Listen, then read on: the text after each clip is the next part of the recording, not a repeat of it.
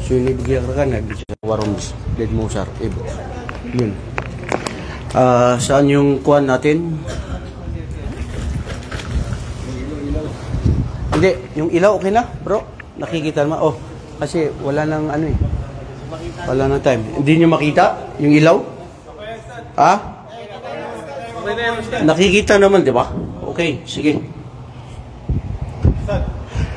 Ano yan? Nakasweep na siya, di ba? Tapos igaganyan lang. Ganon. Ayun. Okay, very good. Yun, tama. Ito yung may araw. Oh, ito yung araw. Ayun. O yan. Sige. Okay na. Start from the beginning. Bro, papatayin mo lahat ang ilaw? Sino ba yung nagsabi? Sabi niya papatayin niya. Uminom nga ako ng kape para masyado akong naano sa inyo eh. Bismillah.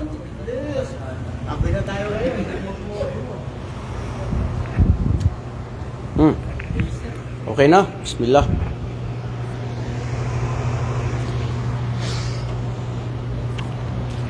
A'udhu billahi minasyaitanir rajim. Bismillahirrahmanirrahim. Alhamdulillah wa afdalu salatu wassalam wa ala alihi wa ashabi amma ba'd. Assalamualaikum warahmatullahi wabarakatuh. Okay mga kapatid, mayroon tayong ngayong paksa na siyang pinakamahalaga sa ating buhay. At ito ang sinasabing kung bakit tayo nilikha dito sa mundo. Dahil kailangan dapat natin maunawaan at magkaroon ng sapat ng kaalaman patungkol dito. Gusto ko rin ito bigyan ng linaw para sa lahat dahil minsan may mga ibang nagtatanong, nagsasabi na bakit kailangan pa yan? Itong dahilan kung bakit nagkakawatak-watak ang mga Muslim dahil tungkol sa paksang ito. So kapatid, na ikaw na nagsasabi na bakit pa kailangan ito, dapat wala na yan. Pakinggan ito mabuti para sa iyo to at para sa mga tao na nagkakaroon ng mga pag-aalinlangan patungkol sa usaping ito at ganun ding bilang dagdag kaalaman sa ating lahat bilang mga Muslim. Bismillah, bro. Ito yung sinasabing usapin tungkol saan? Bismillah, go. Ito pala. Diretso na? Ito mo sa dito pa. Yan, dito. Ito na pala, di ba? Okay. Al-Aqidah. Ayan. Kukunin na natin, ano nga ba ang ibig sabihin ng Aqidah?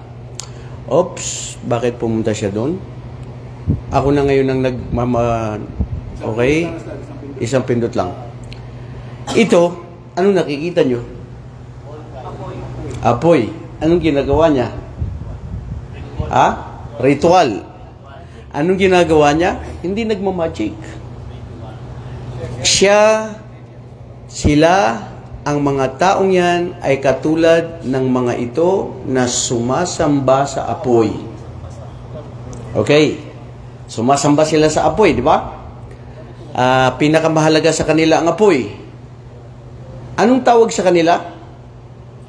Mga taong mga mushrik na ang kanilang akida, ulitin ko, ang kanilang akida ay paniniwala sa apoy na siya ang apoy na Diyos na sinasamba nila. Yan. Nakikita nyo, tamo, nagsisasayaw-sayawan pa sila. Ayan, ganun. Di ba? Di, okay lang. Yan, nagsasayaw-sayaw pa sila, ganyan. Subhanallah. Buti na lang di sila nasusunog, ano? Kaya, sumunod sa apoy, may mga tao din, bro, na ang kanilang akida ay ang isang baka ay sinasamba nila. Sagrado ang mga baka. Yung iba, hindi pa natin nakuha dyan dahil kaikli ng oras natin. Yung mga unggoy, ano pa? Daga. Subhanallah, marami mga tao dito sa mundo na ang kanilang akida, ulitin ko, ang kanilang akida na paniniwala sa pagsamba sa mga ganitong uri ng mga nilalang. Isipin mo, isa kang tao, sasambahin mo sa graduang isang hayop. Waliyaudu billah. Oh, meron na naman. Mga tao na sumasamba ng araw.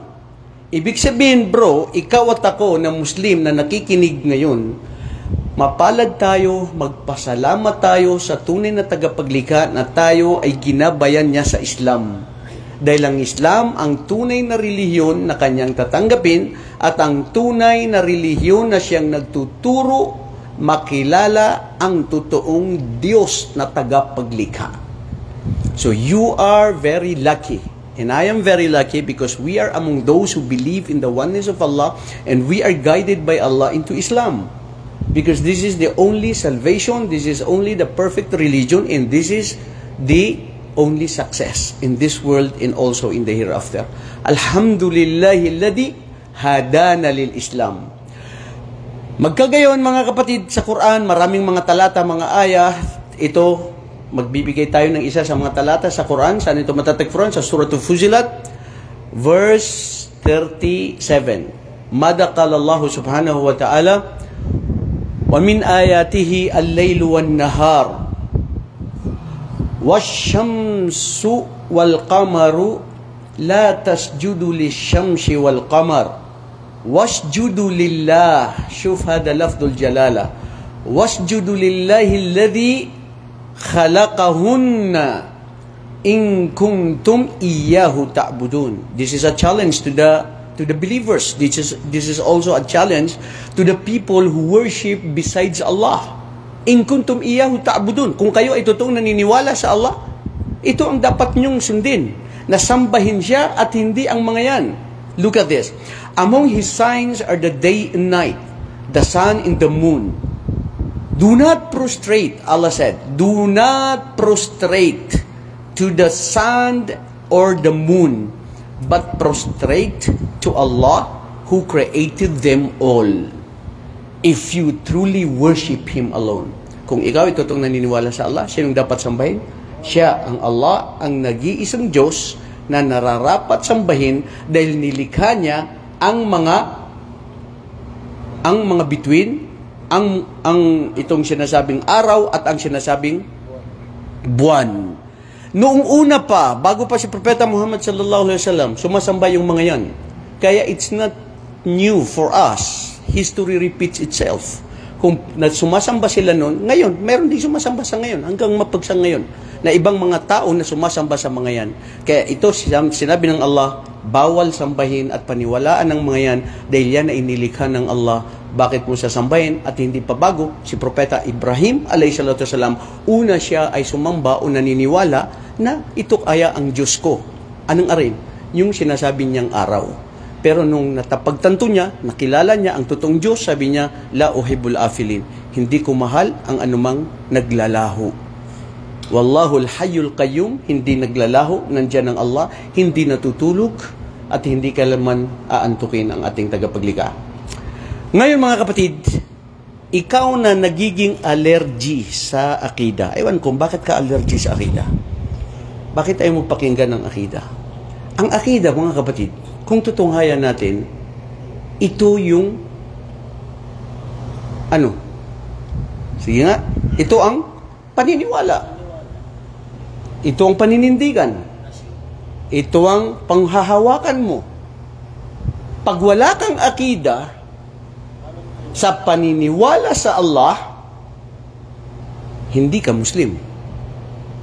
So yun, iugnay mo ngayon doon ang akida mo. Kasi ang akida, mga kapatid, lahat ng tao may akida. Yung mga ginawa ng mga taong yun na sumamba sa mga hayop, sa ibang mga nilalang, ang akida nila o paniniwala nila ay sumasamba bukod pa sa Allah. Tayong mga Muslim, ang akida natin ay nandoon sa tama. Ang paniniwala sa nag-iisang Diyos na siya ang dapat sambahin na lumikha ng lahat at lahat ng anumang sinasamba bukod pa sa Kanya, fahuwa al-batil. Hindi ka tanggap-tanggap. So ngayon, makikita mo, al-aqida ma'nahu lugatan ma'khudatun minal kalima aqd. Alam niyo yung aqd? Kayo, wala kayong aqd? Pumunta kayo dito sa Saudi Arabia, di ba pumirma kayo ng aqd? Kontrata, sir. Kontrata yon. Paninindigan mo yon. Yun yung ugnayan mo. sa kumpanya mo at saka ikaw. Ibig sabihin, kontrata mo yun o panunumpa mo yun na yun ang batayan mo. Wahwa tuqayyidul hal. Tuqayyidul hal. Ito yung nagbibigay ng kaligtasan sa anumang problema. Ang alin? Ang akida. Yun yung ibig sabihin niya. Wahwa yadulu ala shiddati wal wathuq. Ito yung naghihigpit, nagpapatunay, kumbaga sa tali, ihigpitan niya ang paniniwala mo doon. Ito yung kontrata, mudir, anta kalam girgir katir ana ma fi shugul yawm sabt. Shuf, mawjud hina. Mawjud kontrata, aqd. Ma fi shugul yawm sabt. Please anta ana fi shugul. Ipakita mo yun. Ito yung kontrata ko. Ito yung pagitan natin. So, panghahawakan mo yun. وَتُطْلَقُ الْأَقِيدَةُ عَلَى الْأَمْرِ الَّذِي يَعْتَقِدُ الْإِنسَانِ. Ibig sabihin, ang akida ay ito ay nag-uugnay sa paniniwala ng isang tao sa ano ang pinaninindigan at pinaniniwalaan niya.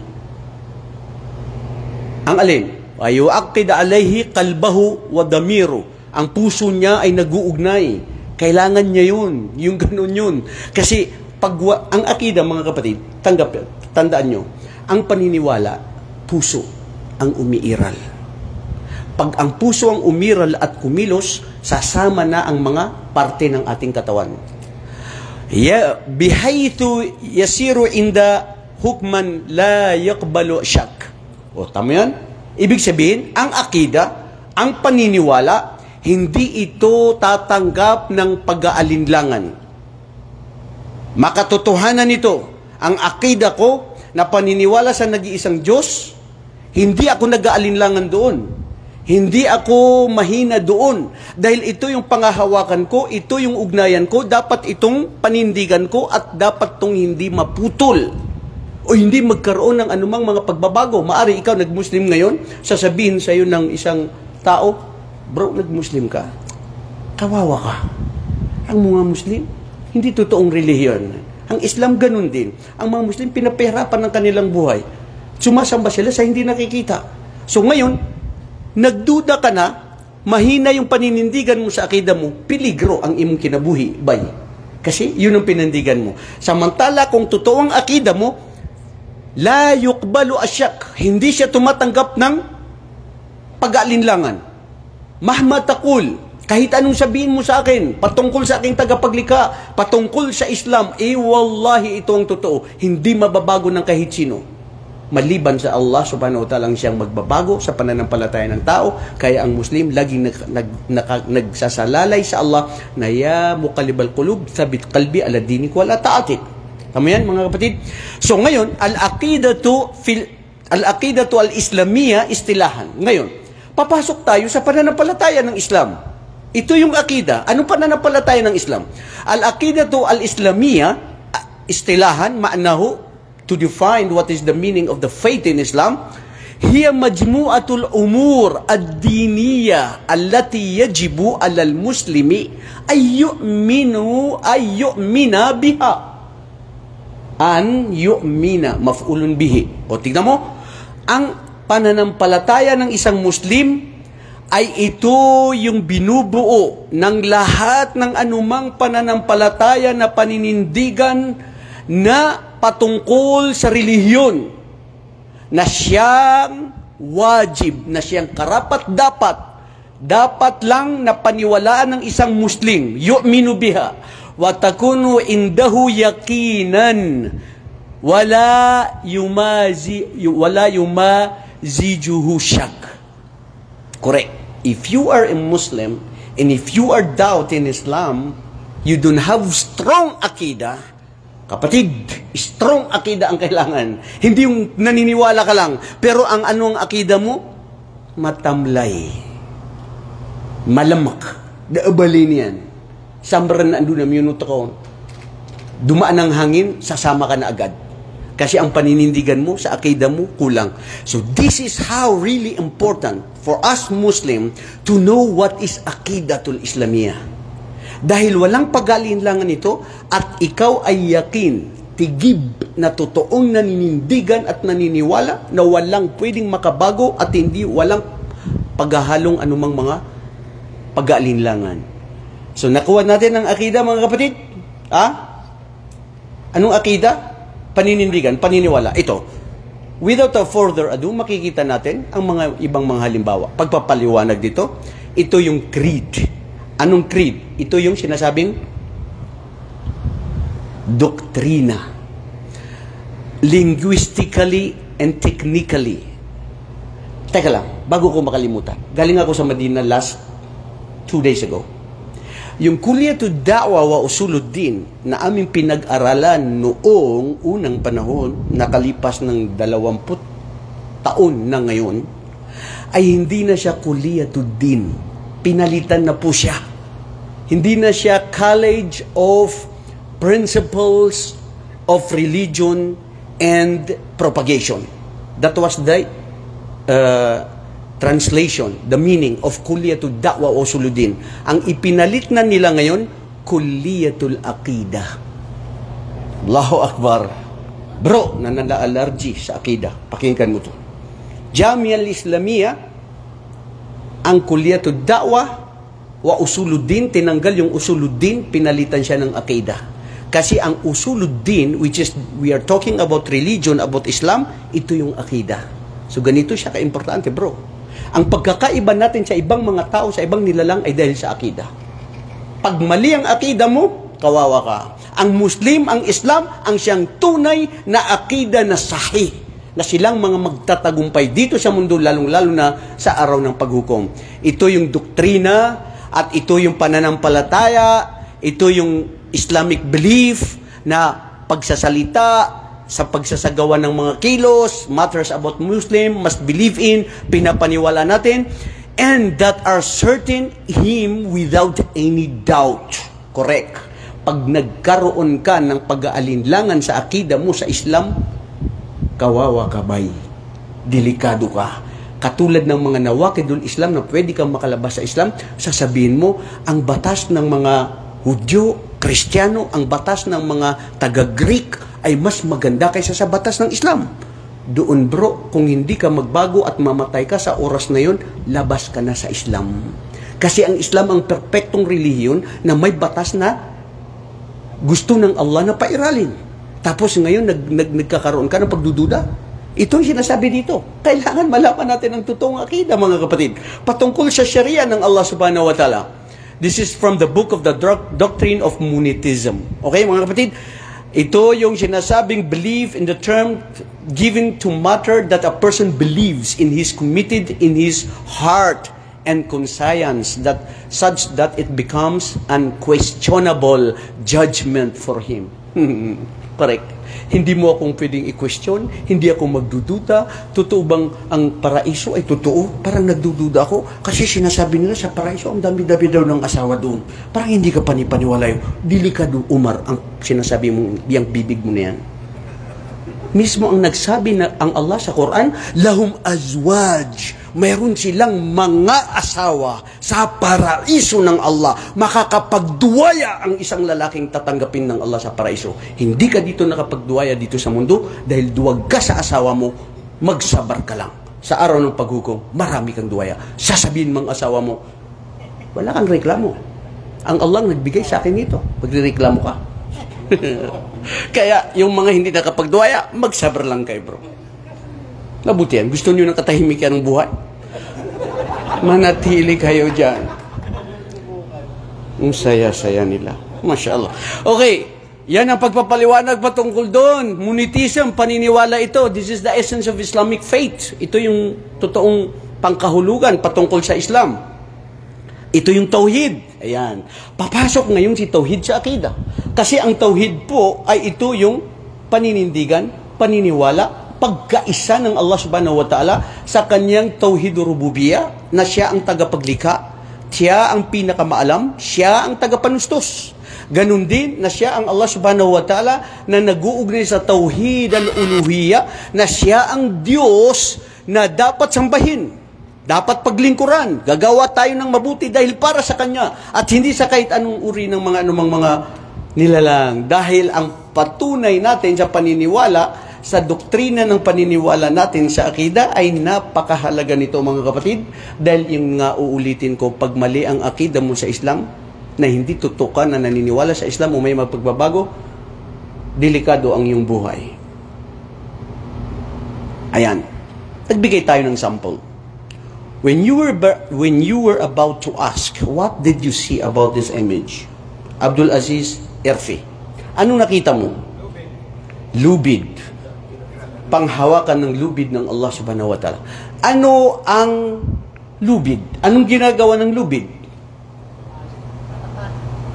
Nakatali? O, tali na yun eh. Anong ginagawa ng lubid? Bro, humihigpit. Yan ang isa sa ibig sabihin ng akida. Higpitan mo ang paninindigan mo. Huwag kang malumanay na kida-kida. Laging sida. Alatul jannah.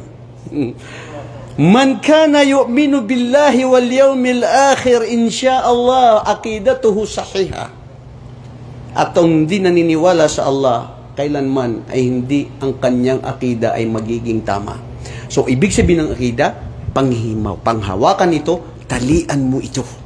Dahil yun ang pagiging ugnayan mo sa Allah subhanahu wa ta'ala. Yan. Anong nakita mo dito?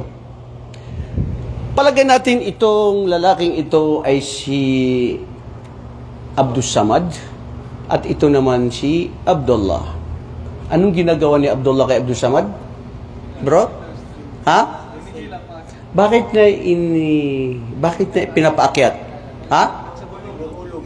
Kasi mahulog siya. Di ba? Yan ang tali na siya ang akida na paniniwala niya na namahal niya ang kanyang kaibigan na ayaw niya na mamatay, malaglag o mapunta sa imperno.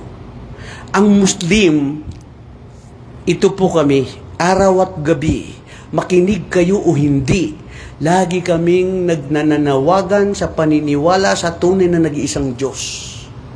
Dahil gusto namin kayong mailigtas ng katulad ng pagkaligtas namin sa sarili namin. Sinasabi niyong hayaan niyo na kami, huwag niyo na kami pakialaman. No, it is our obligation dahil yan ang turo sa amin ng Islam na hindi kami makasarili. Kaya, tignan mo, may ugnayan siya doon at ganun din, ito ring makikita mo. Anong nakikita nyo?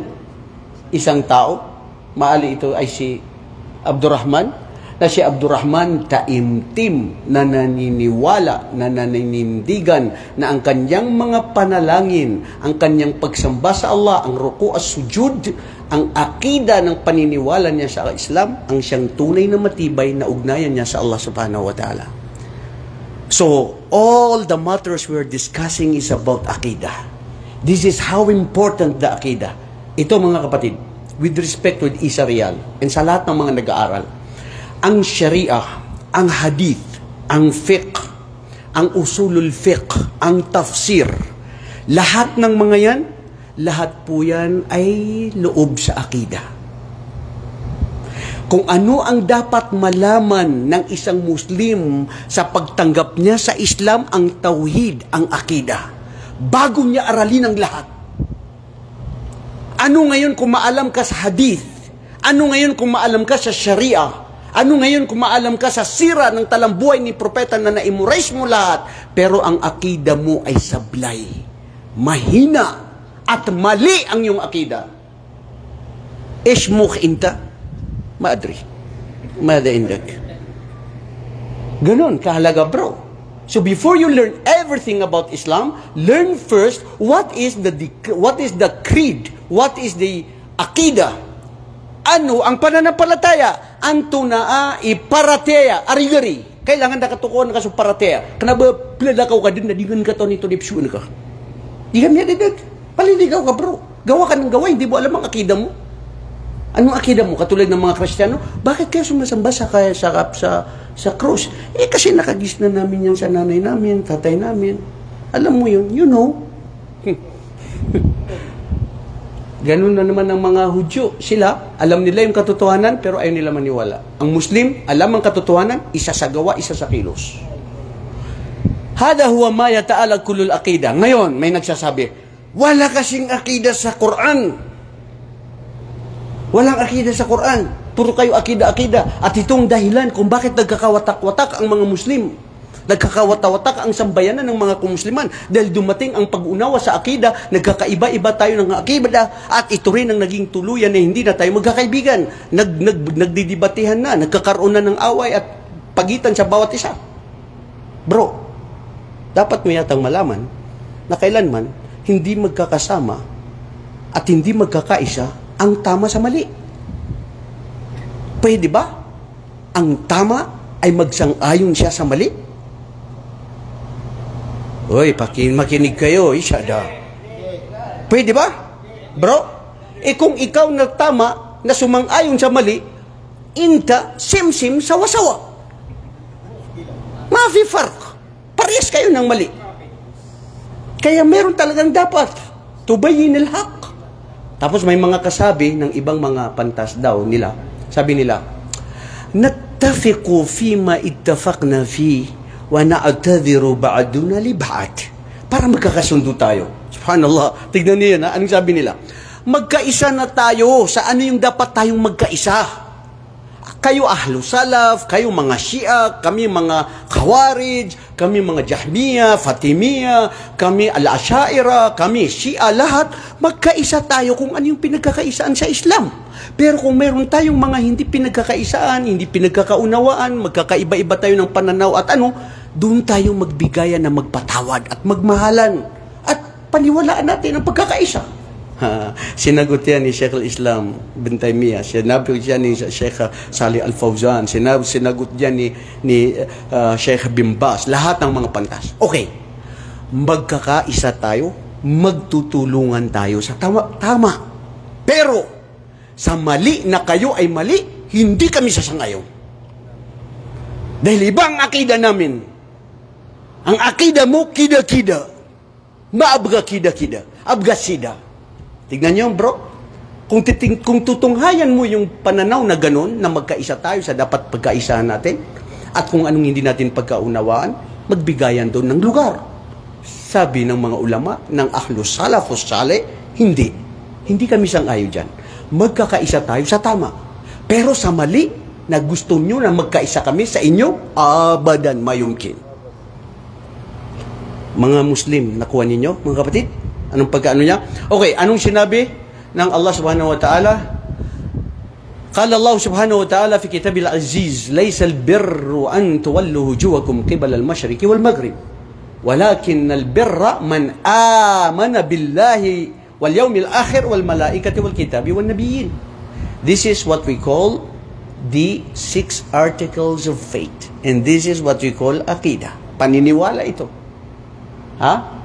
Hindi ang paggawa o mabuti ay ikayo ay italikod nyo o humarap kayo doon sa silangan, Mashriq, o di kaya sa Maghrib, dahil yan ang sinasabi nyong kabutihan. Hindi.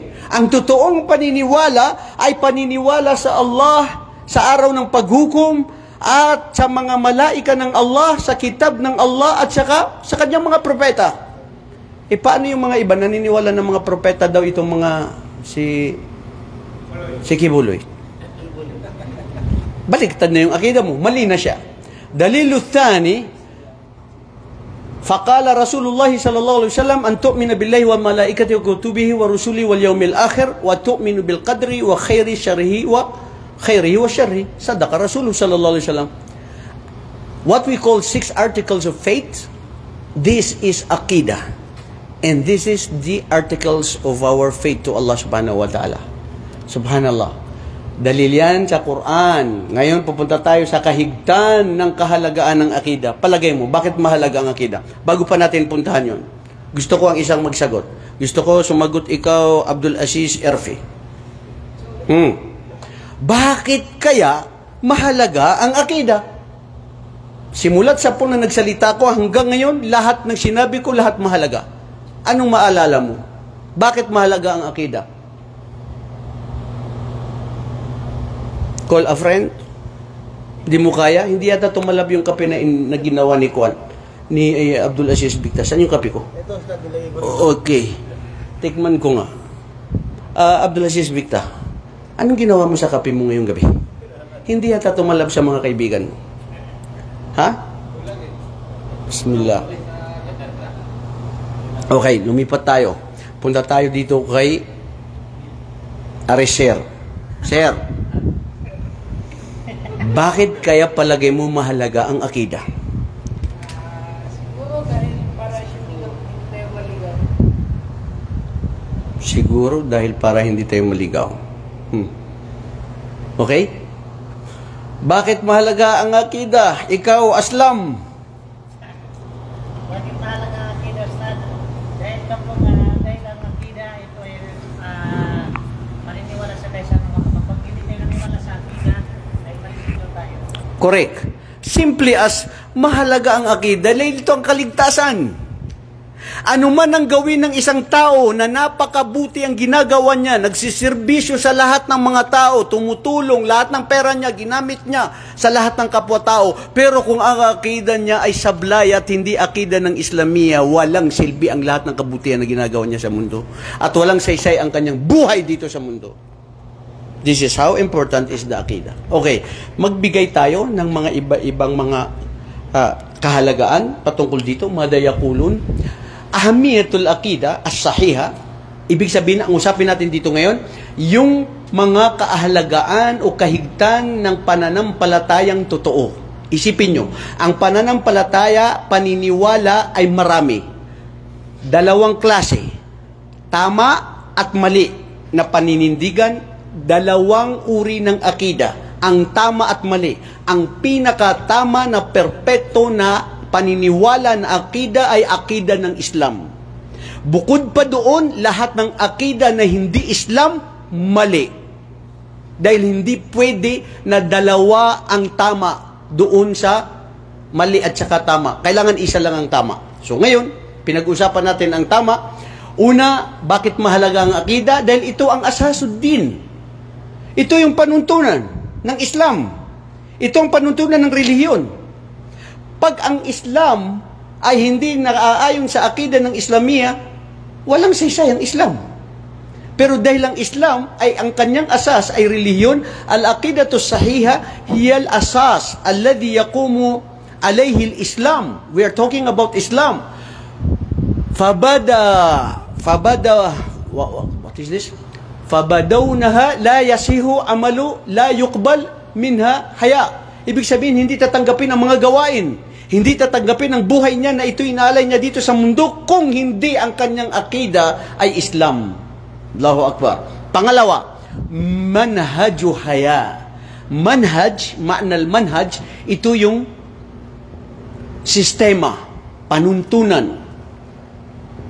Ano pa yung manhaj? Yun lang ba yun? Yung mga mahilig manahi na mayroon silang katalog. Oh, di ba? Meron silang sinusunod. Manual na gagawin. Ito yung ano natin, yung manual ng ating kabuhayan sa mundo. Ang buhay natin sa mundo kailangan ay al-aqidatu sahiha hiya al-manhaj alladhi yatba'ahu al-muslim fi hayatihi wa hiya allati tahdidu lahu tariqul haqq wal huda wa wallahi sahih. Ang akida na paniniwala na tama ay ito yung sistema ng panuntunan ng buhay ng isang Muslim na dapat niyang sundin, dapat niyang isabuhay sa kanyang buhay. Wahiyallati tuhaddid, at ito ay limitado lang na ito ay nangaayon doon sa daan na katotohanan. Ibang daan ang pinuntahan mo. Hindi. Kasi mali ang akida mo. Panuntunan na tama at al-huda na ito yung gabay ng Allah subhanahu wa ta'ala.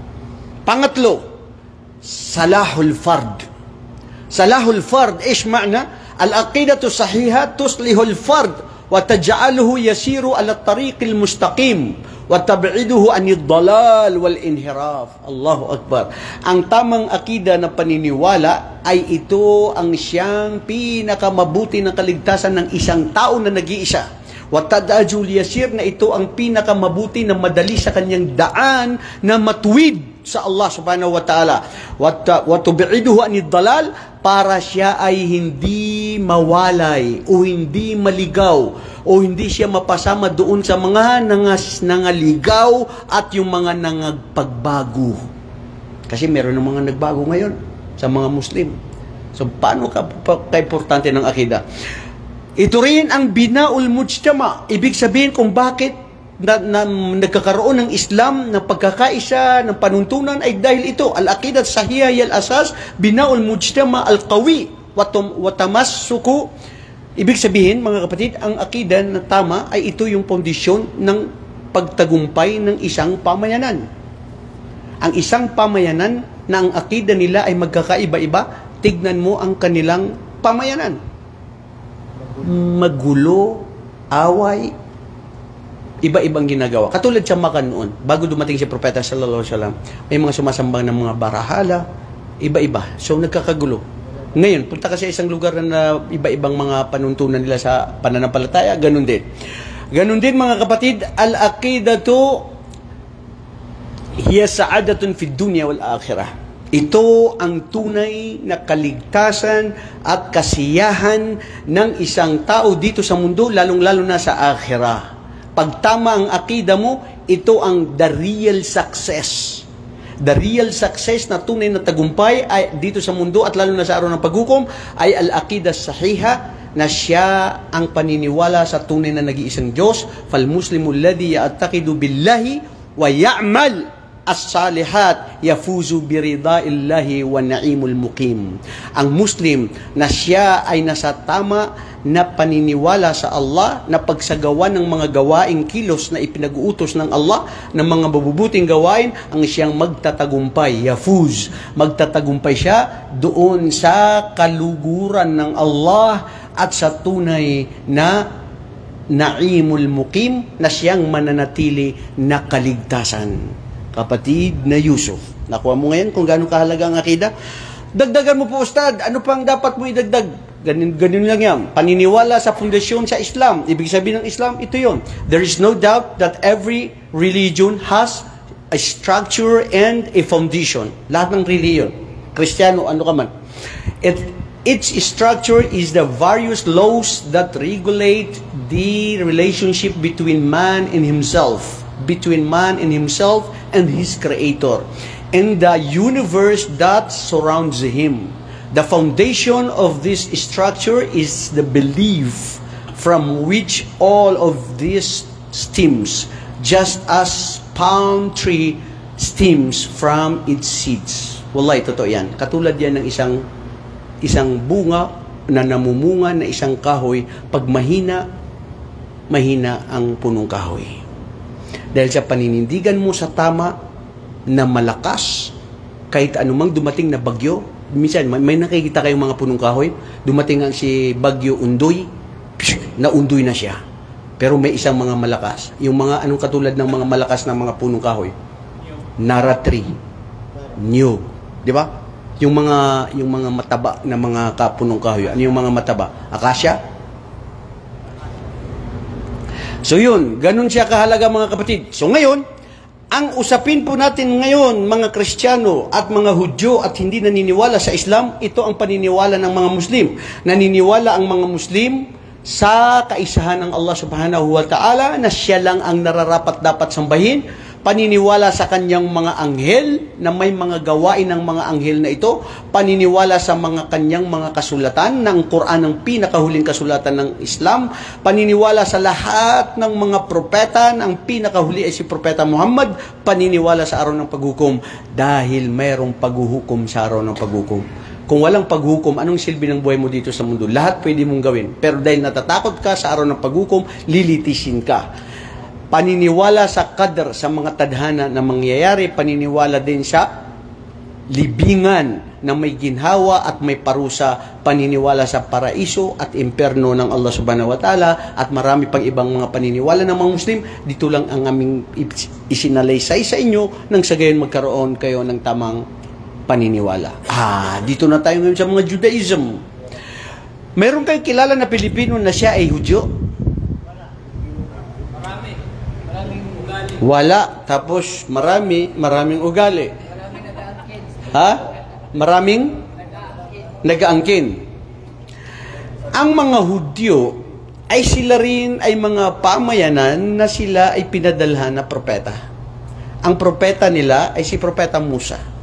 Naniniwala sila sa kaisahan ng Diyos na Allah. Ngunit ang tawag nila ay si Hawi. Hawi, kung tawagin nila. Doon sa Hebrew salita nila, no? So, makikita mo, the Judaism is a monotheistic religion, meaning it believes in one God who is indivisible and the source of all creation. Kung tutungayan natin, ganyan din ang Islam. Dito, parehas tayo dito ng paninindigan sa kanila. Covenant, dito lang tayo nagkabago minsan. Kasi sila, itinuri nila ang sarili nila na sila ang mga taong ipinagpala na bigyan ng, binigyan sila ng pangako. Which is correct, binigyan sila ng pangako kung itinupad nila. Hindi nila tinupad eh. Kaya, nangaligaw sila. Jewish believe they have a special agreement with God, established though covenant with figures like Abraham and Moses, which entails both blessings and responsibilities. This is true. Di ba sa Quran yan? Saan yung matatagpuan? Sa Surat Al-Imran o Surat Al-Baqarah. وَإِذْ أَخَذَ اللَّهُ مِيثَاقَ بَنِي إِسْرَائِيل. Di ba? Ang Allah subhanahu wa ta'ala ay nagbigay sa kanila ng pangako na kung kayo ay magiging totoo na sa inyong paninindigan, paniniwala, okay, bibigyan namin sa inyo ang mga kalupaan na ito. Pero sila ay sumuway sa Allah subhanahu wa ta'ala at nagsalita sila ng mga maling paratang sa Allah subhanahu wa ta'ala. Kaya nangaligaw ang mga Hudyo. Anong paniniwala nila sa Messiah? The Messiah, while interpretations vary, many low Jews believe in the future messianic age when the world will be perfected. Paniniwala kasi ng mga Hudyo, sila yung magtatagumpay dito sa mundo na kanilang gagawing perpekto, na sila yung pinakamataas. Kaya ngayon, sa totoo lang, ang mga Hudyo, yung ganyan sila. Yan ang tingin nila sa kanilang sarili. Sa Quran, sinasabi nila, nahnu abna'ullah wa ahibbahu. Kami ang mga anak ng Diyos. Yun, naging kafir na sila doon. Wa ahibbahu, kami ang pinakamamahal ng Diyos. Yun, naging mali din sila doon. Bakit? Oo, tama, na ang halos karamihan ng mga propeta ay galing sa inyo. Pero hindi nyo pinaniwalaan ng mga propeta. Datapot ito ay pinasinungalingan nyo ang mga propeta. At hindi lang yun, pinapatay nyo pa ang mga propeta. Wala kayong mga hiya. Kalapastangan ang ginagawa nyo sa mga propeta at pati na rin sa Allah subhanahu wa ta'ala. Anong resurrection ng paniniwala ng mga Hudyo? Naniniwala sila na kung may naniniwala na maranaw, tosug sa katulad ng paniniwala nila, na pag ikaw daw ay namatay, ay pwede kang uling mabuhay na papasok sa isang hayop o kapwa mo tao na mabubuhay ka muli. Aywan ko. Sa amin, sa mga maranaw, waliaudubillah, sana ngayon hindi na nag-i-exist. But before, sabi nila, namatay ang isang sanggol na bata pa, mahal na mahal mo, hindi umabot ng 2 taon, ang gagawin nila, lalagyan nilang uling yung sa likod niya, o sa puwet niya, o kahit saan, ay hindi ko alam saan nila nilalagay. Tapos sabi nila, namatay yan, mabubuhay yan, pupuntahin sa kapitbahay natin, o pupunta sa mga iba. Kaya minsan, sutigiran sa maranawa, Ninisamper. Ito ito. Ano tawag doon sa Maranaw? Oy, mga Maranaw. Basta, ang tawag nila doon, nabuhay muli. Resurrection? Ito nga, resurrection. We are talking about resurrection, man. Nasaan ka, Abdulaziz? Hindi talaga tumama sa iyo yung kapinikwan ni Bikta. Ha? So, ibig sabihin, nag-reincarnate. The Jewish traditions believe in the resurrection of the dead. Pag namatay ang tao, patay na sa Islam. Hindi na mabubuhay muli. Sila, kung bakit sila nangaligaw, kasama yan sa doktrina na pinapaniwalaan nila. Ito rin, diversity within Judaism, Orthodox, Conservative, and Reform. They have major branches of Judaism with differing approaches and interpreting Jewish law and tradition. Unawain natin mga kapatid, ang mga Hudyo, hindi lahat sila din ay sim-sim sawa-sawa. Mayroon ding grupo sa kanila na malapit sa Islam ang paninindigan at paniniwala. Mayroon naman talaga na sagad na mali at hindi katotohanan. At mayroon din sa kanila na ang gusto nila ay palagaganapin ang katotohanan, pagkakaisa, pag-unawaan. At mayroon din sa kanila na walang gusto nilang mabuhay sa mundo. Gusto nila manatili sa mundo. Lahat ng mga Hudyo, katalahumullah. Sila ay paslangin nawa ng Allah, na gusto lang nila na sila lang ang gustong manatili. Kaya ngayon, gusto nila i-control ang mundo. So, pupunta na naman tayo sa mga Kristiyano. Sino ang mga dating Kristiyano? Itaas ang kamay. Masya Allah. Oh, ang daming mga Kristiyano. Ezekiel, nasaan ka napapabilang? Kristiyano ka din, di ba? Okay, ang mga Kristiyano, hindi ko alam, Sheikh Israel, saan nanggaling ang krus? Yan ang gusto kong malaman. Ha? Sa kahoy? Hindi ako nakikipagbiruan sa iyo, ano. Gusto nilang tanong Ustad, gusto doon na siya. Yan daw po Ustad ay pinano si Jesus. So sinyalis yun. Sinyalis, dahil sa paniniwala nila sa krus. Ito, ngayon natin. Naniniwala din ang mga Kristiyano na ang kanilang akida, mali kasi. Naniniwala sila ng nag-iisa daw ang Diyos. Christians believe in one God. Okay? But it is very confusing. Very tricky.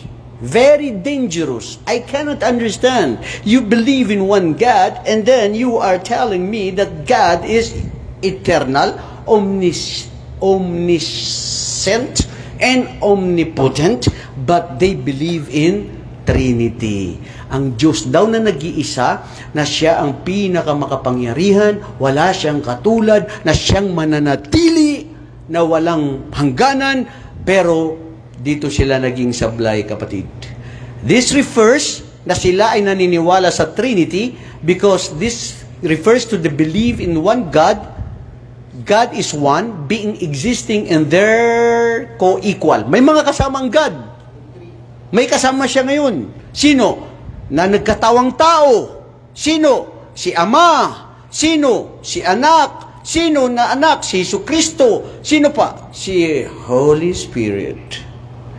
That is why we believe. Jazakallah khairan, barakallah fik. Inshallah nusakiru.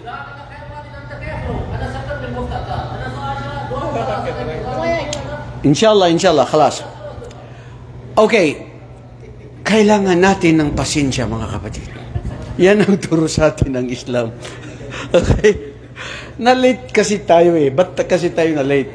Nagalit na yan siya. Okay. So ito yung mga ibang paniniwala ng Kristiyano na ang paniniwala nila kay Jesus na anak ng Diyos, na siya daw ay Messiah, Old Testament, at maniwala ka lang kay Jesucristo, pero salvation, though Jesus' death and resurrection, Christians believe they can be saved from sin and reconciled with God. Paniwalaan mo lang siya na siya ay anak ng Diyos, at paniwalaan mo siya, mawawalan ang mga kasalanan mo. Sa atin nga, paniwalaan mo si Propeta Muhammad, pero hindi sapat. Kailangan mo ng aksyon. Swerte nila. Oo. Hindi nila swerte. Kasawi ang palad. Ito yung mga paniniwala. Ano nakita nyo? Ang sanggol ay binibinyagan. Ibig sabihin, lahat ng sanggol ng mga Kristiyano, pag hindi nabinyagan, hindi ganap na Kristiyano. Sasabihin ng Padre, ngayon, nabinyagan na kita, ang pangalan mo ay si Christopher Columbus, at ikaw ngayon ay ganap ng isang Kristiyano. So, ibig sabihin, kung hindi siya pa nabinyagan, dati, ano siya? Pilosopo ka. Siya ay Muslim. Lahat ay Muslim. So kaya sabi ni Propeta Muhammad, nagiging Kristiyano, Hudyo ang isang tao dahil sa kanyang mga magulang. Di ba? Okay. Ang kawawang bata, pinapaliguan. Oh, kasama ito. Sino to? Si Pedro. Anong ginagawa nila kay Pedro? Oh, ganyan. Sino nakaranas dito sa inyo pinapaliguan sa sa ilog? Oh, pati ikaw, Wilokmer. Ha, bro? Anong ginagawa nila sa iyo dyan sa ilog? Minamasahe ka nila dyan? Nilulunod ka. Nahihirapan ka nun, di ba? Allahu Akbar. Anong tawag dito? Kailangan ibaptis ka. A'udhu billah, sa Islam walang ganyan. Akida ng mga Kristiyano, Catholic Church, Trinity is the Father, Iglesia ni Cristo, ang founder ay si Felix Manalo, founded July 27, 1914. They believe in one God, the Father, and Jesus is His Son, a man, and not God Himself. Nakakalito yun. Not God Himself. The Holy Spirit is seen as God's power and not deity. So, ibig sabihin, hindi rin to dapat sambahin daw si Holy Spirit. Wallahi, kahit bobo ako, hindi ko kayang maunawaan pa rin yung sinukwento ng simbahan. So, ngayon, dalil sa Quran, bakit ba tayo nagkakaiba-iba, mga kapatid? Bakit may Kristiyano? Bakit may Hudyo? Bakit may mga Asyaira? Bakit may mga Shia? Bakit may mga Ahlus Salaf? Kasi pagsubok. Anong pagsubok? Anong sabi ng Allah subhanahu wa ta'ala?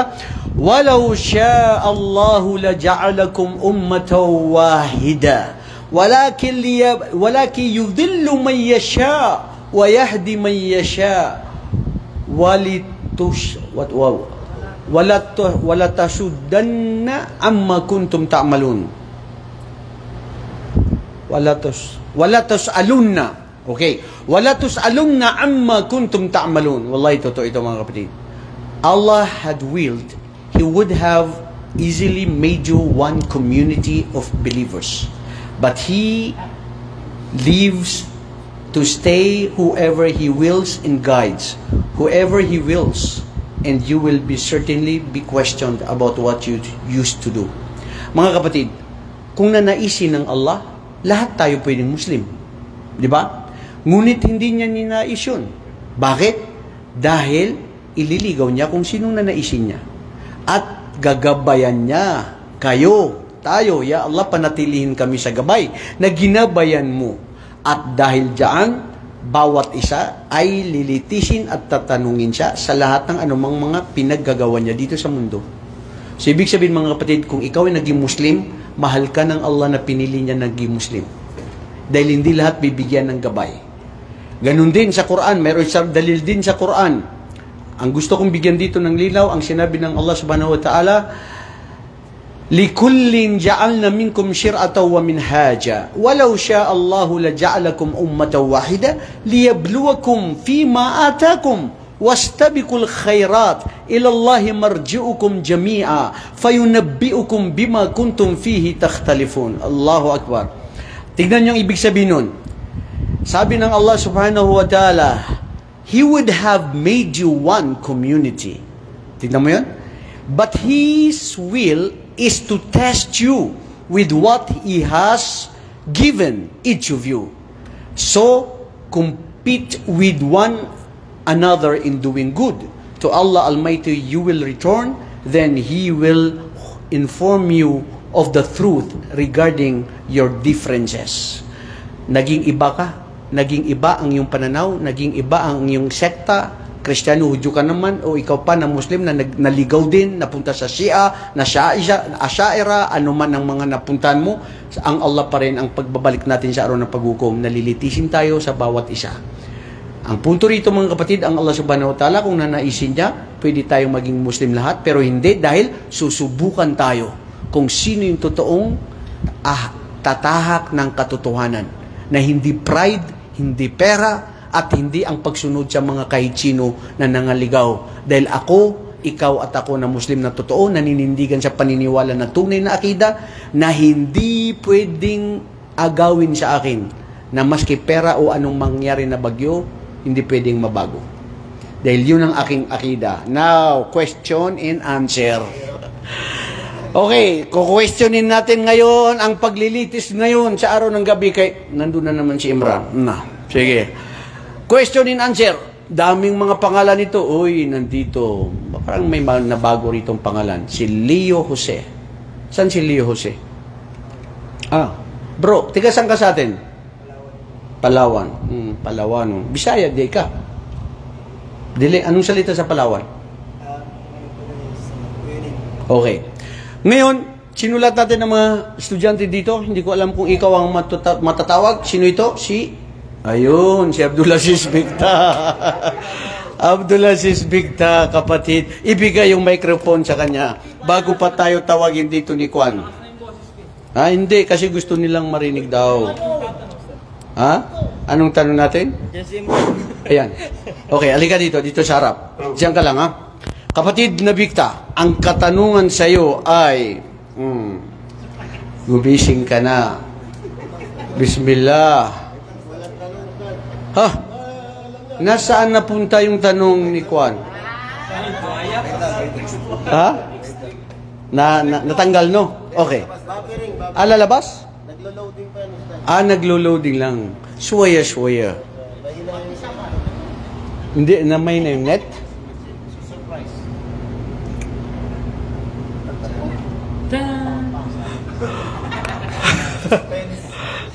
Okay, habang inaantay natin yan, ako nang magtatanong sa'yo. Okay. Ano ang akida? Akida. Kung ikaw ay nasa tamang akida, ito ay iyong tunay na tagumpay dito sa mundo at sa kabilang buhay. At anong akida na yon? Salafi. Yun yung akida to Salafi, yun ang akida ng Ahlus Sunnah wal Jamaa, at yun ang Islam na totoo. Di ba? Very good. Okay? Sumunod, sino yun? Si Daud Shuaib. Bigyan mo yan kay Daud Shuaib. Kalas. Dali. Tignan natin kung may lalabas din na katanungan dito kay Daud. Daud Shuaib, tignan mo ang katanungan sa'yo. Wala rin. Sige, mag-isip lang ako ng tanong sa'yo. Mayroon na. Okay. So ngayon, ang katanungan kay Daud Shuaib. Daud Shuaib. Sa mga akida na ito, bakit nagkaroon ng pagkawatak-watak ng mga akida? Yan. Bakit hindi pwede isa? Bakit marami? O, di ba? Maganda katanungan yan. Sa mga nakuha natin, nandun na yung kasagutan nun. O, sige. Na. Di nga mo na riprara ka, mamu. Makararar ka ka ng rano. Ha? Ano? Bakit nagkaroon ng mga iba-ibang mga akida? Bakit hindi pwede isa lang? Bakit nagsulputan ng mga ito? Kasi nasa ano na yan, Ustad eh, nasa propesya ng propeta eh. Aha. Sinabi na niya, yung mga Muslim, ay, ang Islam ay magkakawatak-watak yan ng 73 na sekta. Masya Allah. Kung lahat yun, isang ano, sino yung papasok ng impyerno?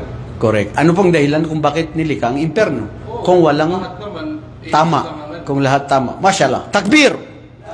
Pwede ka nang umupo, kapatid? Ibigay mo ang microphone kay Ezekiah. Oh, si Ezekiah. Ezekiah, alika dito, Ezekiah. Ang katanungan mo dito, Ezekiah, ay...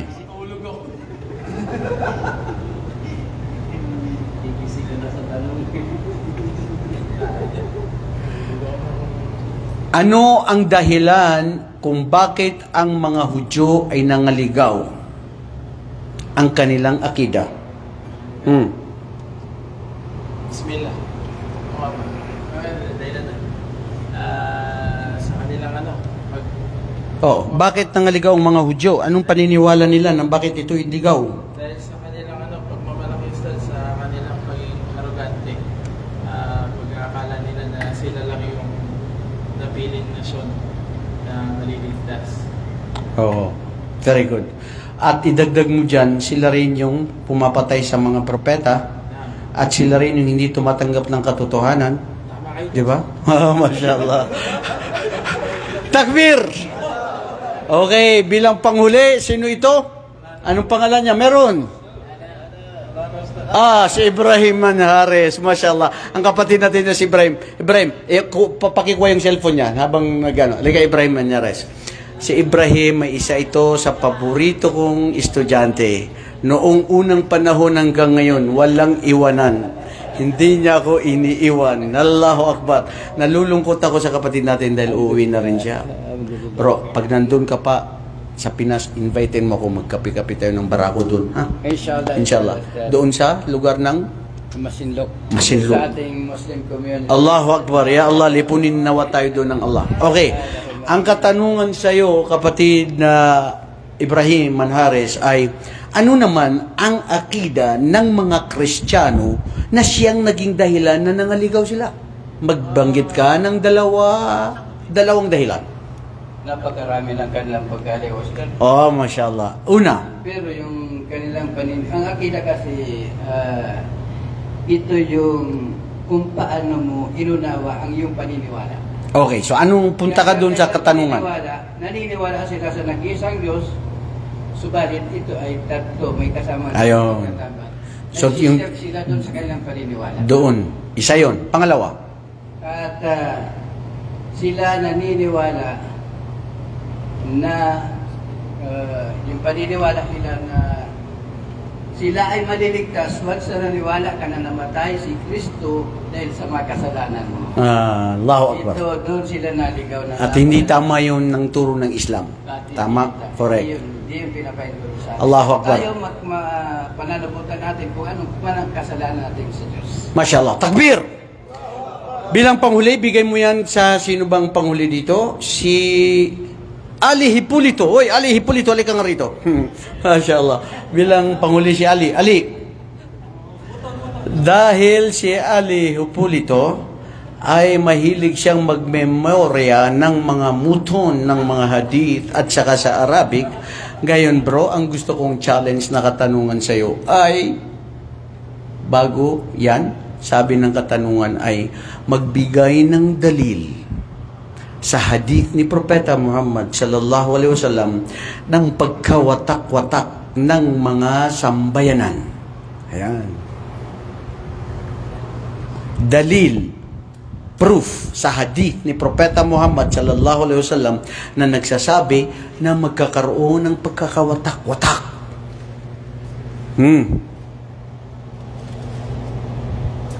Una, yung kanina nabanggit natin yun. Nasagot din ni Kwan, di ba? Bil Arabia, sige. O sige, ano yung alam mo? Sa? Ayon kay Propeta Muhammad sallallahu alaihi wasallam, darating ang panahon na ang kanyang umma ay magkawatak-watak ng 73 sekta ang Islam, at ang mga Kristiyano ay 72 at ang mga Hudyo ay 71. Masya Allah. Takbir!